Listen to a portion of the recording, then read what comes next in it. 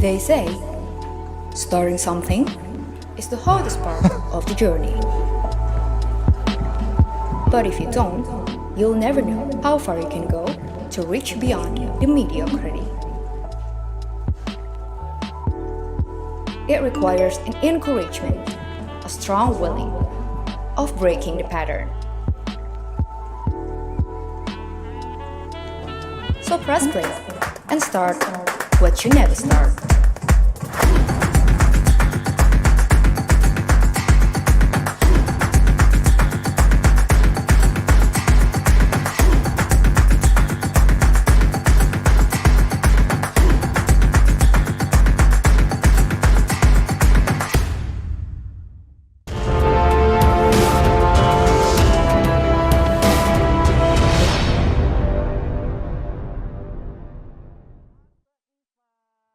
Halo Om Sahid. Apa kabar dirimu? Baik Bang. Sehat? Sehat, alhamdulillah. Ih, seneng banget akhirnya bisa ketemu sosok yang benar-benar diidolakan. Wah, sama terima kasih. sneakerhead di luar sana gitu kan, managing director dari Nah Project.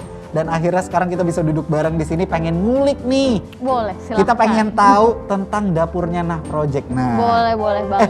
tapi sebentar, saya tuh penasaran banget. Dari dulu pengen nanya tapi nggak tahu mau nanyanya sama siapa. Oke. Karena kalau nanyanya di Twitter, kenapa namanya Nah Project, nanti pasti dibully sama orang-orang gitu kan. Ini mumpung ada managing directornya, emang kenapa sih kok dikasih namanya Nah gitu loh? Oke, jadi kenapa namanya Nah Project? Uh-uh. Sebenarnya kita tuh pengen jadi brand yang ketika orang denger sekali, mereka langsung inget. Nah, singkat, padat, dan jelas gitu kan. Jadi sekali orang denger Nah Project, mereka langsung, oh Nah Project gitu. Dan yang kedua adalah, ya tadi karena namanya Nah tuh kita pengen ketika orang ngelihat sneakers kita di luar sana atau ketika mereka menemukan brand kita di internet, mereka langsung ngomong, nah ini loh brand yang gue cari gitu. Nah itu nah juga nyebut lagi gitu kan. Itu awal mulanya bisa kepikiran sampai ke situ bercandaan doang kayak, nah lagi ngomong banyak nahnya, tiba-tiba ini aja kayaknya lucu nih Nah. Iya sebenarnya gitu. Jadi ketika kita emang lagi brainstorming, ceritanya kan brainstorming cari, aduh nama brandnya apa ya bagusnya gitu. Dan emang muncul banyak nah ini aja ya udah. Wah, nah kayaknya Nah seru juga gitu ya. Kita namanya jadi Nah Project gitu. Cukup ear-catchy sih ya Om Tante ya. Gitu. Jadi begitu kita denger Nah tuh kayak, kok Nah? Nah itu sesuatu yang kita sering omongin dan secara nggak langsung berarti ini adalah salah satu teknik marketing yang luar biasa. Karena Nah selalu disebut setiap saat. Wow, tepuk tangan dulu dong. Berdirinya dari kapan? Capek nggak berdiri dari lama gitu? Wah, capek banget cuma ya udah kita masih kuat kok untuk terus berdiri dan berlari. Gitu. Dari kapan sih emang? Kita dari 2017. Oke, 2017 akhir itu Oke. kita start bangun brandnya pelan-pelan.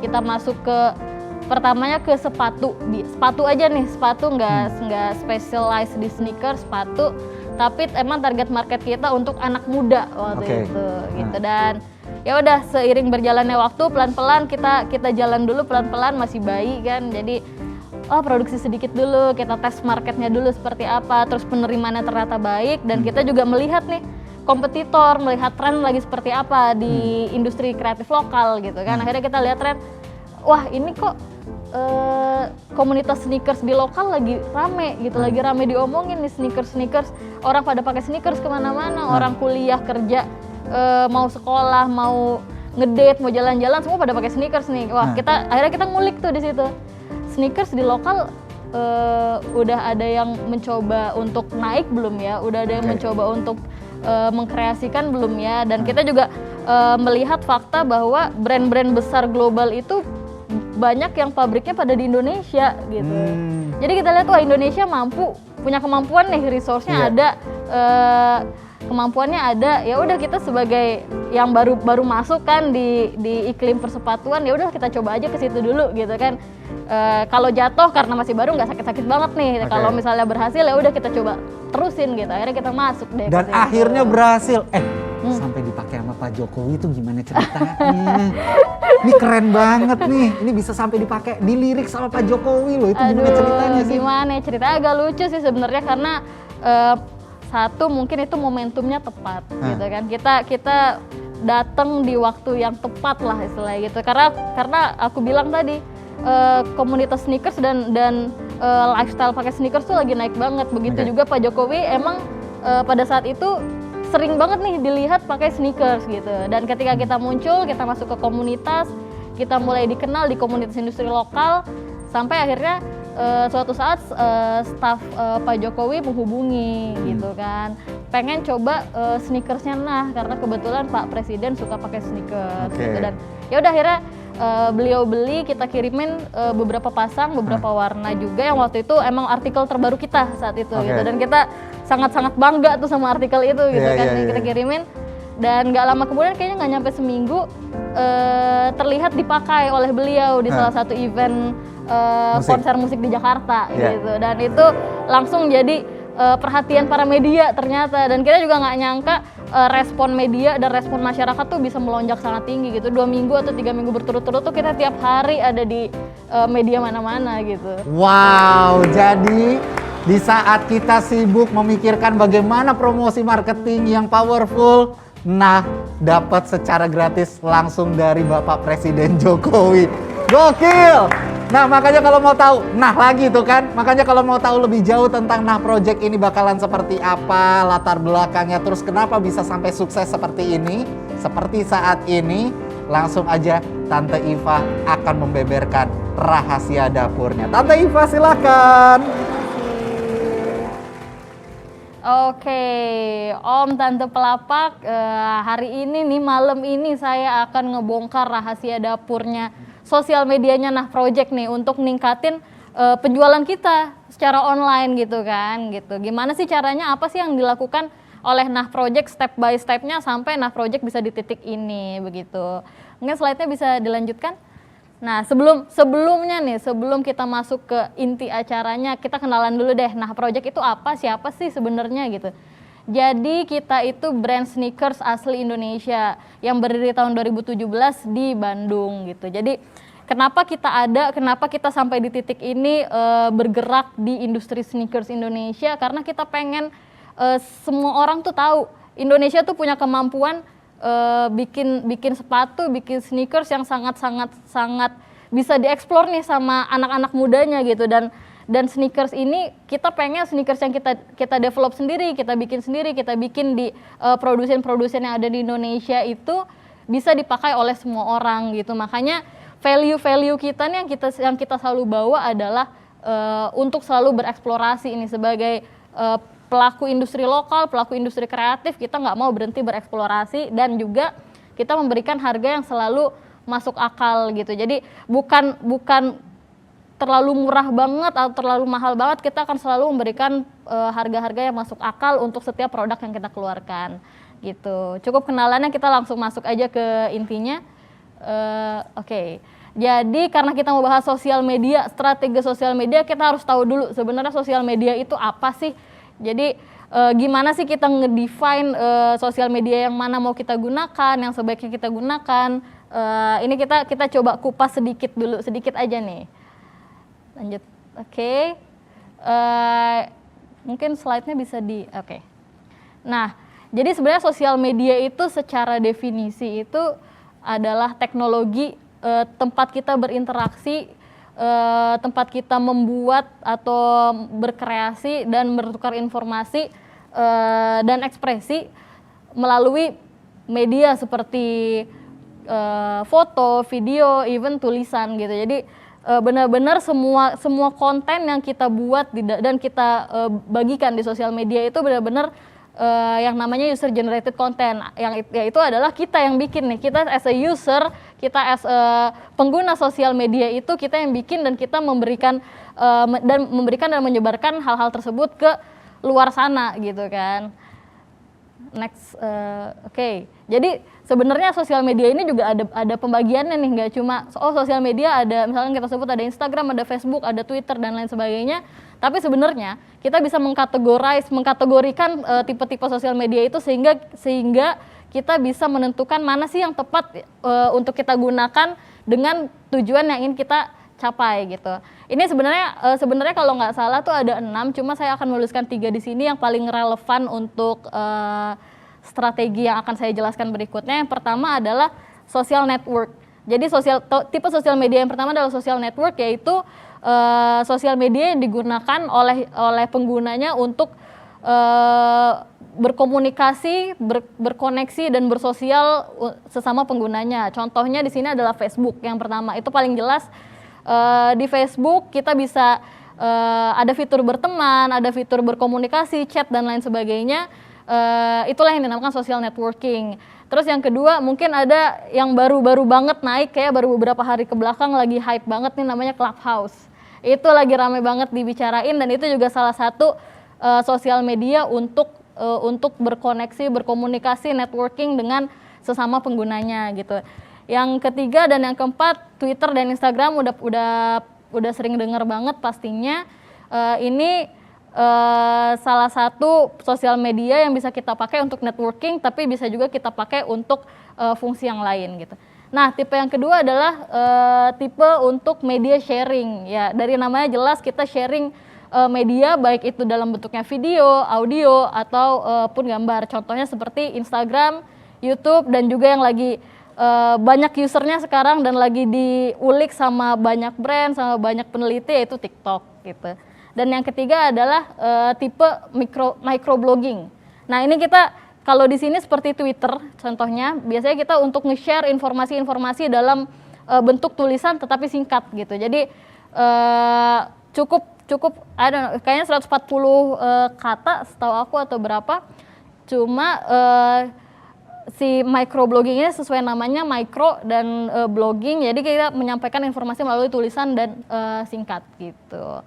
Nah, ini sekilas info mengenai sosial media gitu. Jadi terus gimana sih kita cara pakainya gitu? Cara pakainya untuk mencapai tujuan yang kita mau. Dalam hal ini mungkin untuk nge-boost sales kita, untuk menaikkan penjualan kita secara online gitu. Jadi ini beberapa strategi yang jadi playbooknya Nah Project dan selalu kita perhatikan selama kita berdiri ini, selama kita berjalan di 3 tahun terakhir gitu. Slide selanjutnya. Oke, yang pertama ini yang paling penting nih, Om Tante Pelapak, ini sangat penting. Yang pertama adalah mengetahui customer kita itu siapa sih, target market kita itu siapa sih, tipe customer kita itu seperti apa, dari demografinya seperti apa, umurnya seperti apa, gendernya apa, dan lain sebagainya gitu. Dari situ kita bisa menurunkan informasi-informasi yang kita ketahui dan bisa kita analisa menjadi sebuah personality. Customer kita tuh orangnya gimana sih, apa yang customer kita pakai untuk bersosial media, gadget apa yang customer kita biasanya pakai, terus bagaimana cara mereka berinteraksi dan berkomunikasi, dan lain sebagainya. Itu adalah hal paling penting. Jadi saat kita mau mulai berjualan online, yang harus pertama kita definisikan adalah target marketnya kita tuh siapa gitu. Dan ketika kita udah bisa berhasil mendefinisikan itu, kita cari tahu nih, orang-orang yang termasuk di dalam target market ini biasanya nongkrongnya di mana sih kalau di sosial media? Apakah di Instagram, apakah di Twitter, apakah di Facebook, atau di TikTok, atau di tempat lain gitu. Jadi ketika kita udah bisa mendapatkan jawaban ini, ya udah kita harus ikut nongkrong di situ gitu. Jadi kita ketemu nih, kita benar-benar ketemu sama orang-orang, pengguna-pengguna yang memang menjadi marketnya kita gitu.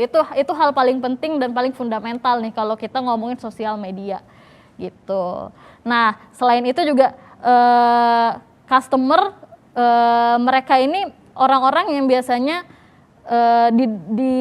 dipengaruhi oleh tren.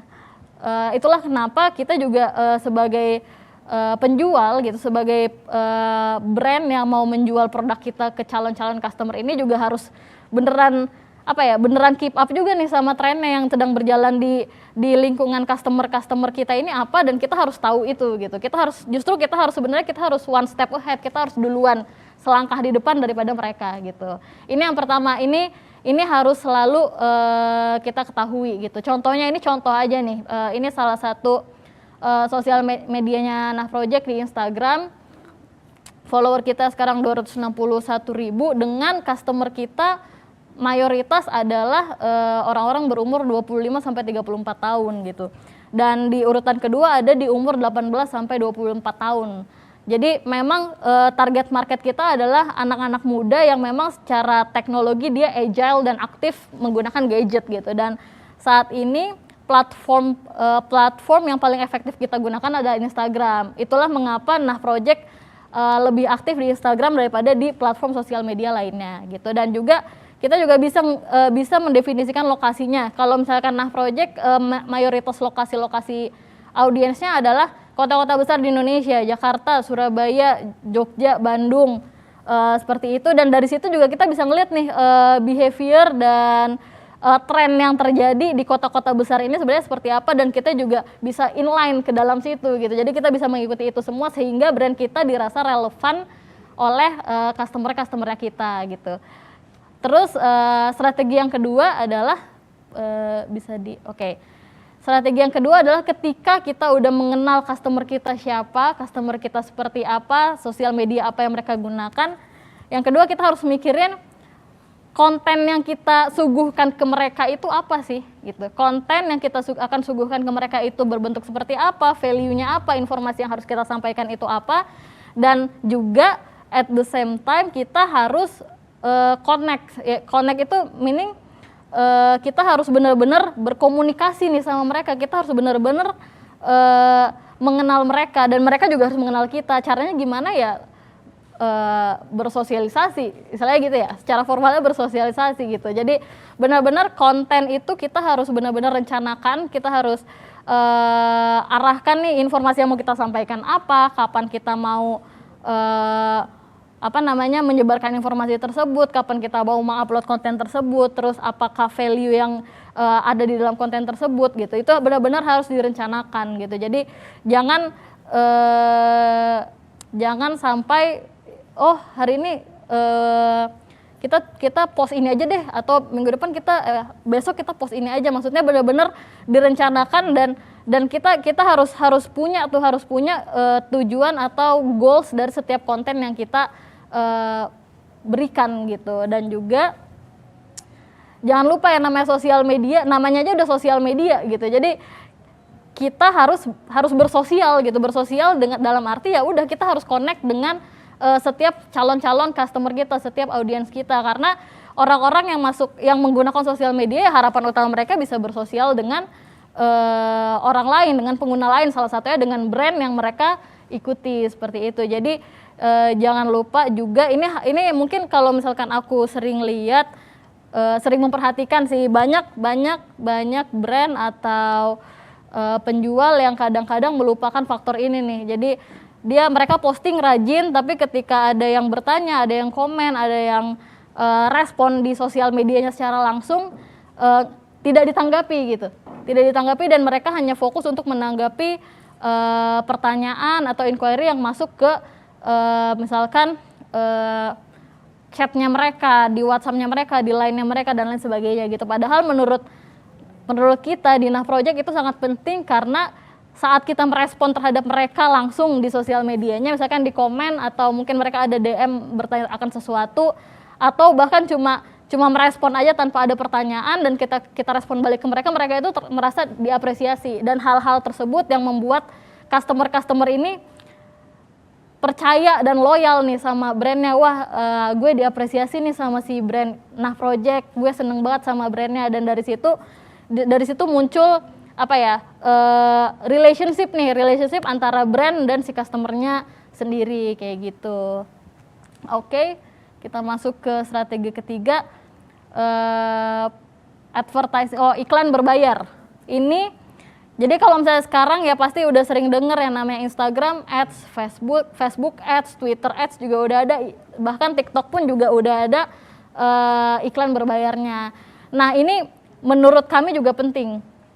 Kenapa? Karena kalau misalnya kita dari konten, terus kita tadi di step pertama kita punya sosial media, terus kita meningkatkan follower, terus kita bikin konten dan lain sebagainya, itu ada yang ketangkep customernya, itu namanya adalah organic reach. Organic reach bagus karena ya itu customer dengan serta-merta wah gue mau deh follow brand ini karena gue suka dengan kontennya, karena gue kayaknya pengen beli produknya suatu hari nanti gitu. Itu sangat bagus karena akan membangun sense of loyalty gitu dari customer-nya sendiri. Cuma itu effort dan waktu yang kita keluarkan sangat-sangat cukup besar lah istilahnya, cukup besar dan harus sabar tuh, jadi nggak bisa instan gitu.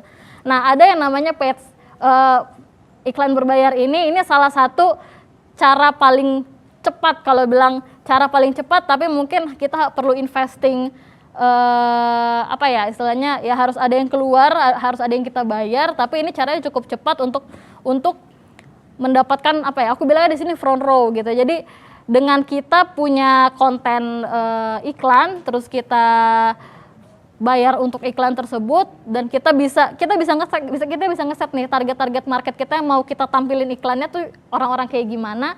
Nah dengan kita melakukan itu tuh konten kita tanpa mereka masuk ke sosial media channelnya kita, konten kita bisa ada di depan mata mereka gitu, dan itu bisa menjadi awareness terhadap orang-orang yang belum tahu terhadap brand dan produk kita gitu. Jadi benar-benar iklan berbayar ini juga cukup penting pada saat kita melakukan strategi di sosial media seperti itu. Oke, yang terakhir mungkin yang masih kita pakai sampai sekarang adalah, dan kita masih menurut Nah Project sih ini masih sangat-sangat penting, yaitu social influencers gitu. Jadi dengan social influencer ini, kalau kayaknya teman-teman pasti udah sering dengar yang namanya influencers, KOL dan lain sebagainya. Mungkin tadi Om Sahil juga termasuk salah satu influencer yang cukup keren gitu kan. Jadi kita sebagai brand ada masanya kita harus engage dan harus approach para influencer ini. Tentunya kita approach yang value-nya sejalan nih dengan value-nya brand kita gitu, dengan value-nya produk kita, yang ketika produk kita dipakai mereka benar-benar kelihatan wah keren juga nih gitu, dari bukan malah kok produk dia dipakai sama si A misalkan nggak nyambung gitu kan, value-nya nggak sejalan gitu. Jadi kalau misalnya ketika kita mau approach influencer, benar-benar kita harus lihat apakah value-nya sejalan atau tidak gitu, dan ini bisa menjadi boost juga dan juga bisa meningkatkan awareness serta level trust orang yang belum kenal kita lewat influencer yang mereka follow gitu. Jadi ini juga salah satu kunci penting dalam melakukan marketing di sosial media seperti itu. Terus notes-nya mungkin kita kalau dari Nah Project sendiri, kunci utamanya kita tuh lebih sering approach micro influencer dengan follower nggak terlalu besar, tapi mereka memiliki engagement rate yang cukup besar gitu. Jadi mereka yang memang berkomunikasi dengan para followernya, sehingga apa yang mereka bilang followernya kemungkinan besarnya akan mengikuti itu gitu. Dan kita lebih seneng nge-reach influencer yang tipe seperti itu, karena impactnya akan jauh lebih terasa daripada kita meng-approach influencer yang udah besar tapi engagementnya kecil. Jadi itu yang lebih sering kita lakukan gitu sih.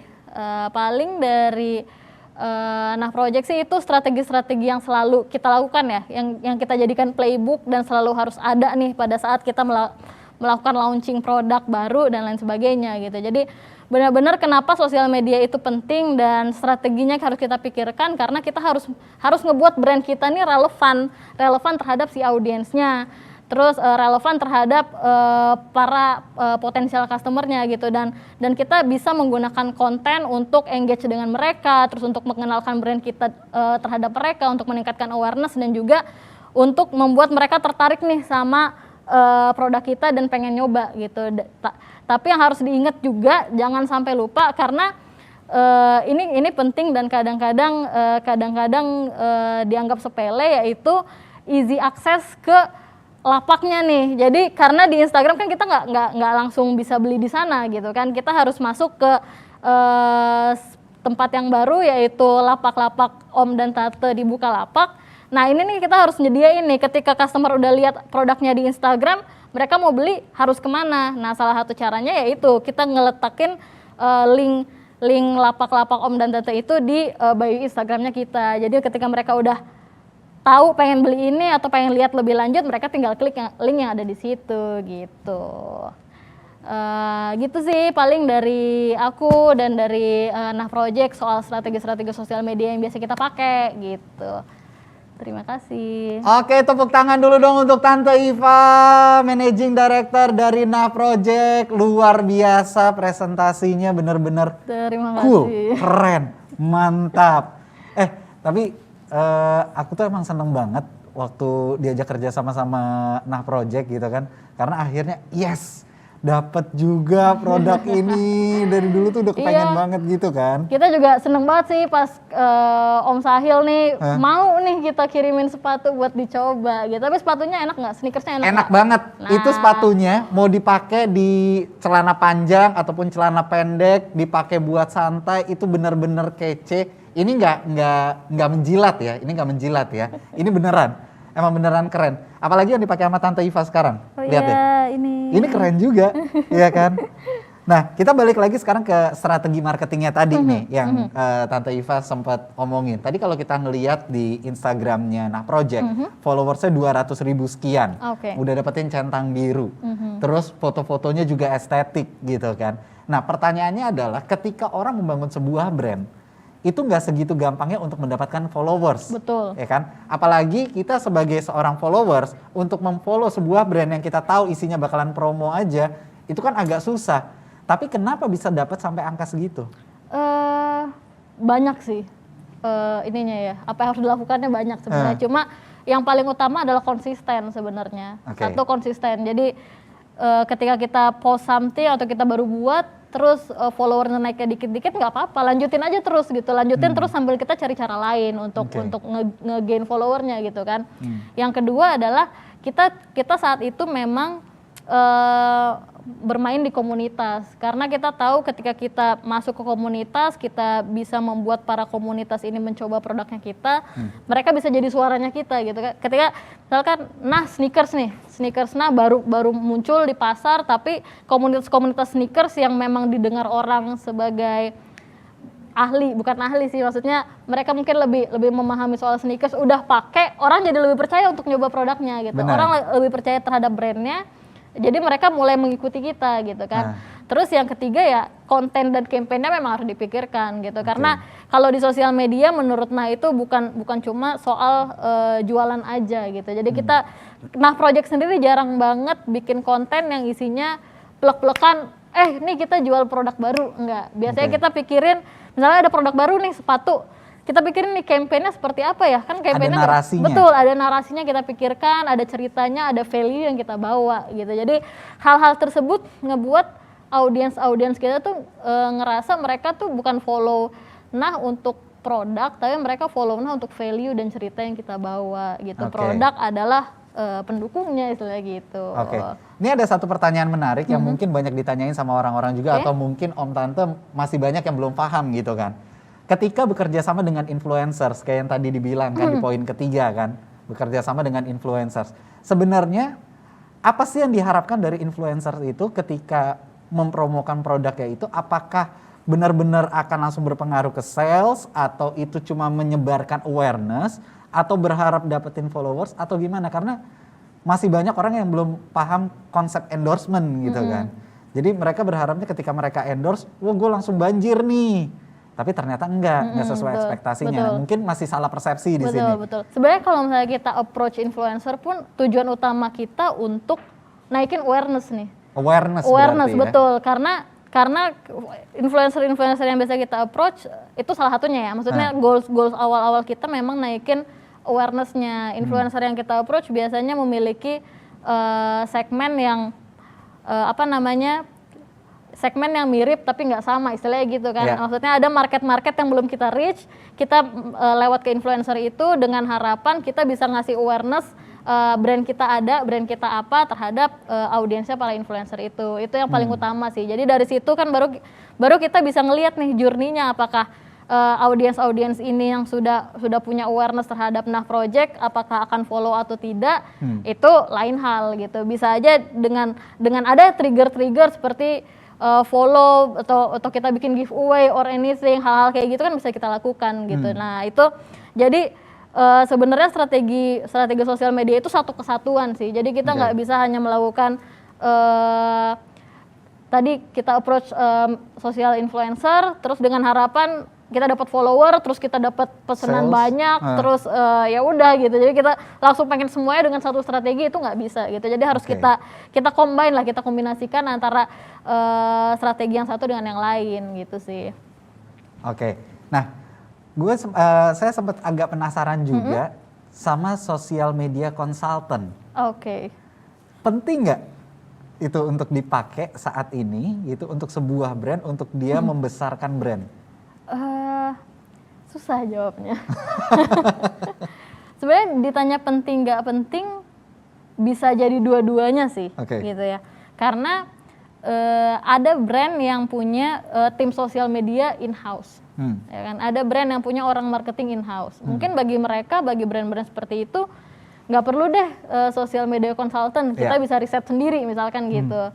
Terus mungkin dari segi budget juga kita mepet gitu kan istilahnya. Kalau misalnya awal-awal baru mulai biasanya kan budget terbatas, fokus masih di produksi, terus gimana kita running company-nya gitu kan.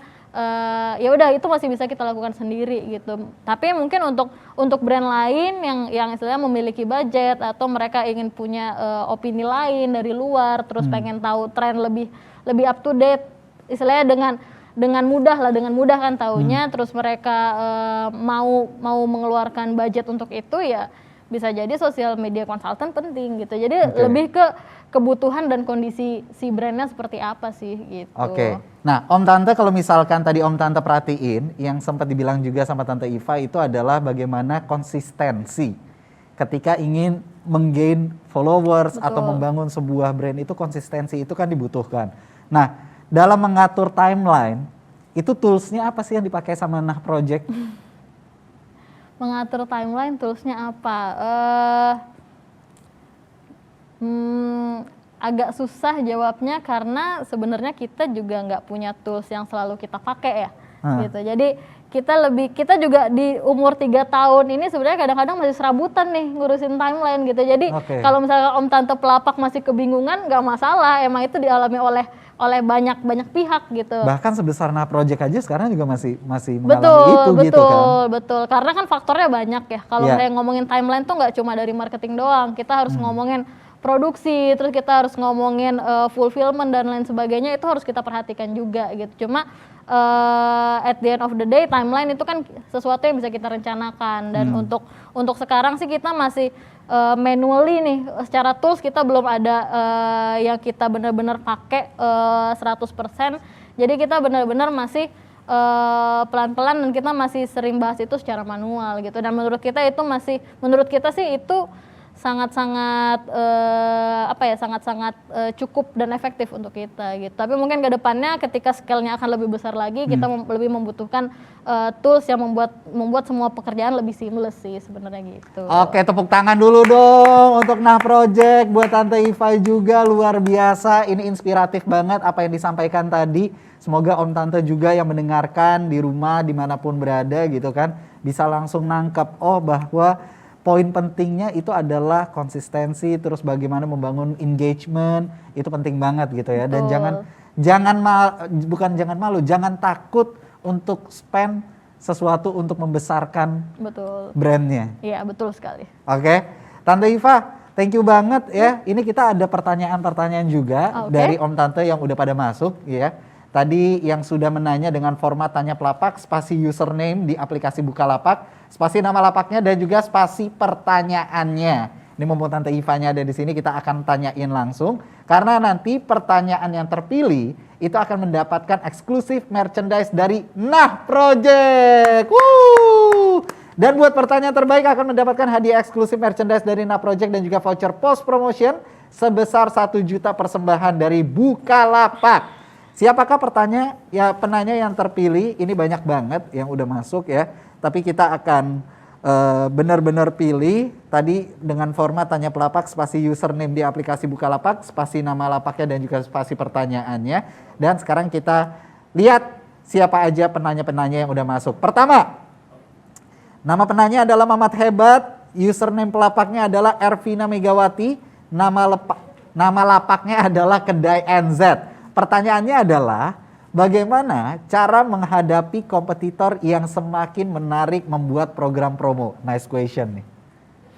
Wah, ini pertanyaan susah nih menurut saya. Iya makanya. Betul, susah banget ini karena kita nggak apa ya, kita nggak bisa memprediksi kan apa yang akan dilakukan kompetitor dan ketika mereka memberikan promo-promo makin kenceng gitu, kita juga kadang mau keep up, masa promo dibalas promo gitu aja terus gitu kan, nanti lama-lama kita yang berdarah sendiri. Kadang kita pikir ya udahlah kita nggak usah ke sana, tapi justru kita bring value selain dari itu gitu. Apa sih yang kita bisa angkat value-nya dari brand kita, entah dari produknya, entah dari cara kita berjualannya, kayak gitu sih. Jadi emang kita harus lihat selain dari price, selain dari harga dan promo, apakah brand kita punya value lain yang bisa kita jual atau enggak gitu.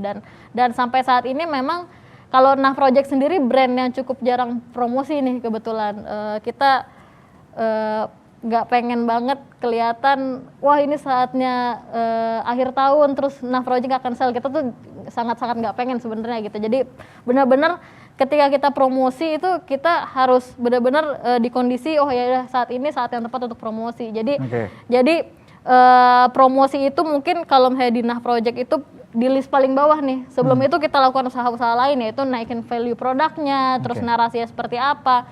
Dari kualitas produknya juga harus diperhatikan tentunya gitu. Itu paling penting juga paling ya, penting. Jadi kalau misalnya sosial media strateginya bagus, marketing strateginya bagus, tapi ketika orang beli dan coba produknya mereka nggak suka karena dari kualitasnya jelek, ya percuma gitu kan. Jadi at the end of the day, produk kita harus perhatikan gitu sih. Nah, ini ada pertanyaan berikutnya dari Iyabu, username pelapaknya adalah alone_lady_15, nama lapaknya adalah alone lady. Dari semua strategi Nah Project, coba jelasin mana yang paling diutamakan dan diprioritaskan, dan mana yang masih mudah untuk pedagang pemula dengan keterbatasan dana. Oke, kalau sampai saat ini yang kita prioritaskan adalah strategi nomor 1 dan nomor 2. Jadi kita harus tahu benar target audiensnya kita siapa, kita harus kenal benar customer kita ini orang seperti apa, apakah orang yang suka nongkrong di kafe atau orang yang suka jalan outdoor, terus suka upload di Instagram atau suka bikin konten TikTok misalkan. Ini know your audience tadi. Betul, itu ya? Know your customer. Betul, kita benar-benar harus kenal nih sama customernya. Dan yang kedua, strategi paling utama kita ada di konten sama komunikasi dan relationship kita sama customer. Itu key-nya Nah Project sampai saat ini gitu. Jadi kita benar-benar nge-build relationship sama customer tuh kayak temen gitu. Jadi customer pun ngerasa Nah Project ini brandnya tuh punya dia gitu. Jadi ada sense of belongingnya gitu. Dan ini buat kita ini sebenarnya impact-nya akan long term. Jadi bukan impact yang langsung bisa convert jadi sales, tapi lebih ke 10 tahun mendatang customer yang tadi kita rangkul ini adalah customer yang akan tetap ada nantinya. Akan tetap beli produk kita 15 tahun, 20 tahun ke depan gitu sih. Makanya tadi nge-tweet di sosial medianya kayak di Instagram ngebalesin komennya juga kayak gas beli lagi. Iya, walaupun sebenarnya kita singkat gitu balasnya, tapi paling enggak kita merespon terhadap respon mereka dan buat mereka itu tuh bentuk apresiasi yang sangat mereka mereka seneng gitu, diapresiasi. Adminnya harus gaul banget dong. Dan adminnya baik gitu kan, brandnya deket sama customernya. Hal-hal itu menurut Nah sih paling penting di sosial media ya. Yes, gitu. Setuju. Ini ada penanya lagi berikutnya dari Angelina Yuliana, username pelapaknya adalah Angelinilin, kosongnya 3 kali. Nama lapaknya adalah Angelin. Ya Allah Angelin, gampangin gue apa? Pertanyaannya adalah bagaimana cara mengkonversi follower sosial media menjadi pelanggan? Pertanyaan bagus. Bagus nih. Jadi follower 100.000 belum tentu pelanggannya 100.000, biasanya gitu kan. Jadi hal yang harus kita tahu di sini adalah namanya customer journey. Jadi seorang customer itu dia sebelum sampai di titik mereka transaksi beli produk kita, mereka pasti ada journey-nya nih. Dari awal mereka aware sama brandnya kita, terus dari awal mereka lihat-lihat produknya kita, mengetahui brand kita nih brand apa, nah project nih brand sneakers ya, gini, terus kenal sama produk-produknya atau mengetahui kita lah istilahnya, sampai mereka ke transaksi itu biasanya panjang, nggak sebentar gitu, nggak langsung. Mungkin adalah case-case yang wah brandnya bagus gue beli gitu, itu kan langsung, ada, cuma mayoritas pasti mereka mengalami journey. Yang pertama adalah awareness itu kan kita kenalin dulu nih, entah itu via iklan atau tadi sosial influencer dan lain sebagainya, sampai mereka lihat oh ada brand Nah Project, mereka follow karena mereka tertarik. Misalkan mereka lihat, mereka scroll timelinenya, mereka scroll feednya, mereka tertarik dengan produknya atau dengan konten dan campaignnya, mereka follow. Dari mereka follow ke transaksi itu juga masih ada journey-nya gitu kan.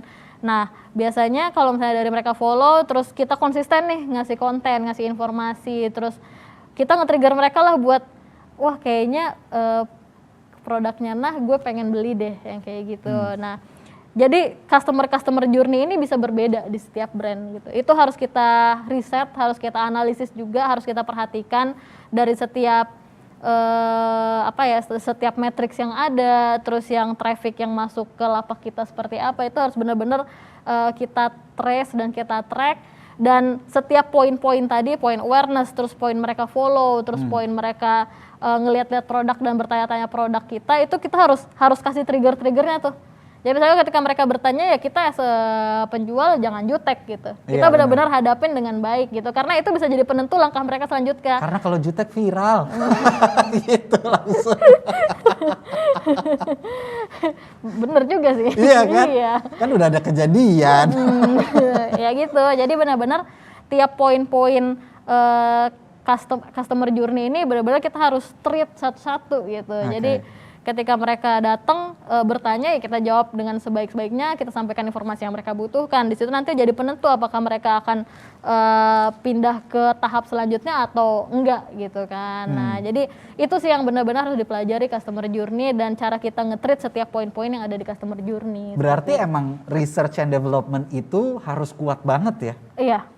Penting banget itu dilakukan ya? Penting banget, baik itu produk ataupun strategi marketing. Strategi marketing itu juga harus diriset juga. Betul ya? pastinya, jadi kita nggak bisa asal-asalan gitu, karena ketika asal-asalan ya ketika kita asal-asalan dan dapat pelanggan, menurut aku sih itu luck aja gitu. Tapi ketika kita punya step by step dan kita punya riset yang jelas, kita dapat pelanggan ya kelihatan itu hasilnya dari mana, dan ketika itu nggak berhasil kita juga bisa evaluasi akhirnya kayak gitu.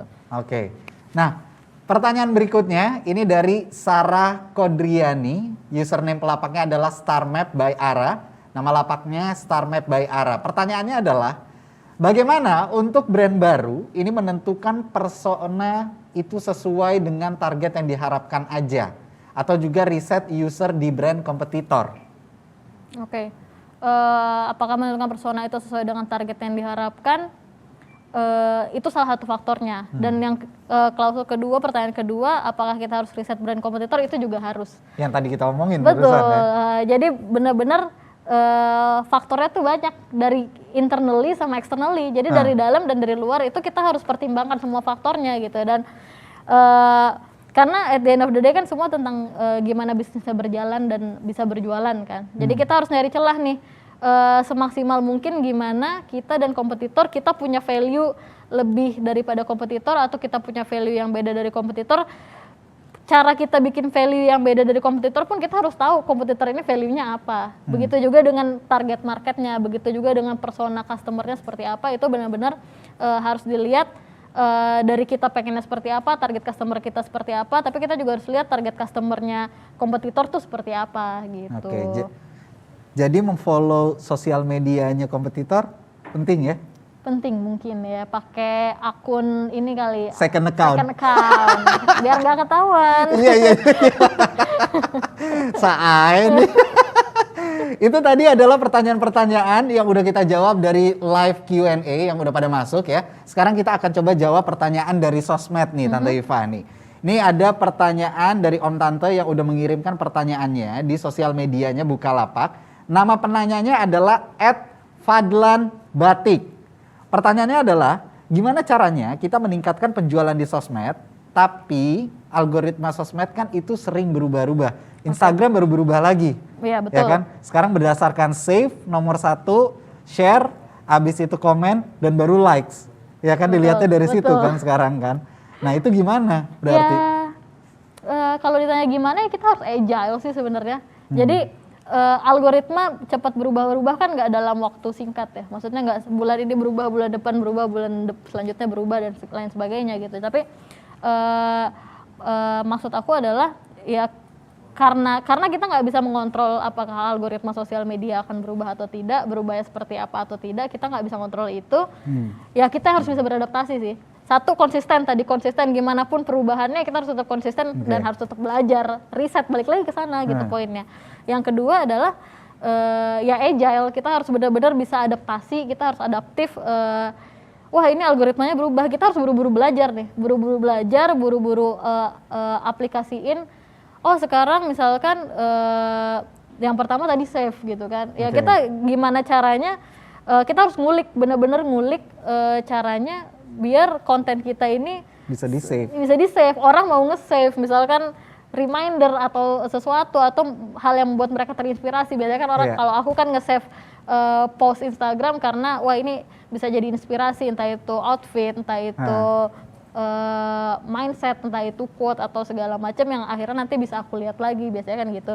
Jadi benar-benar kita harus berani ngulik sih dan jangan takut salah gitu. Nggak apa-apa kalau misalnya salah posting sosial media, kalau belum viral tinggal di take down.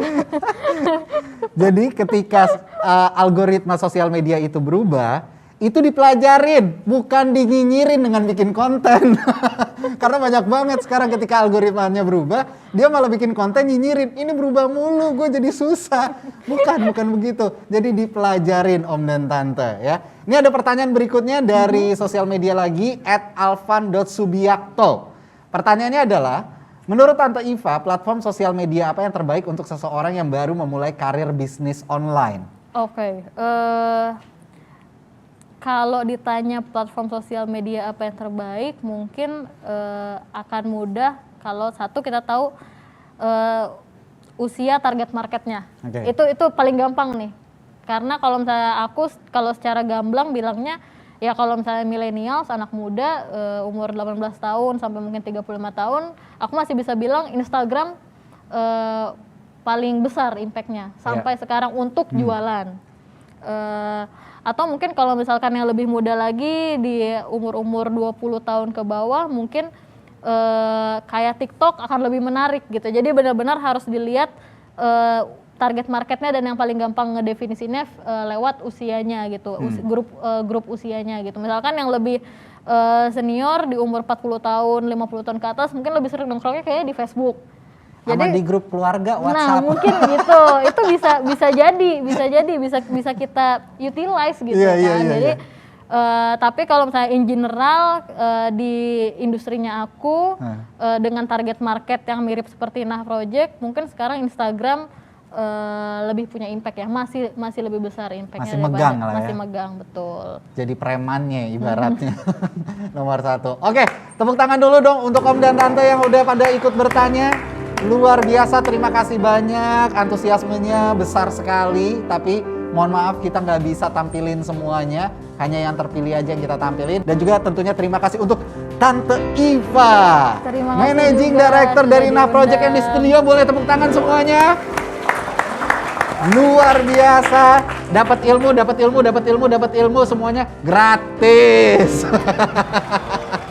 Pokoknya kita udah menyelesaikan topik kita malam hari ini, strategi sosial media untuk meningkatkan penjualan di lapakmu. Semoga bermanfaat untuk Om dan Tante semuanya juga. Sukses terus buat Nah Project. Semoga makin keren lagi produk-produknya. Jangan malu kalau mau kirim sepatu ya. Pasti. Nanti dikontak sama tim aku. Siap. Berangkut kalau kayak gitu. Yang jelas kita harus menebarkan semangatnya juga dengan yel-yelnya kita. Oke. Masih ingat yel-yelnya? Wah. Banyak jualan, menang banyak. Banyak jualan, menang banyak. 2 kali ya. Siap? 1, 2, 3. Banyak jualan, menang banyak. Banyak jualan, menang banyak. Woo!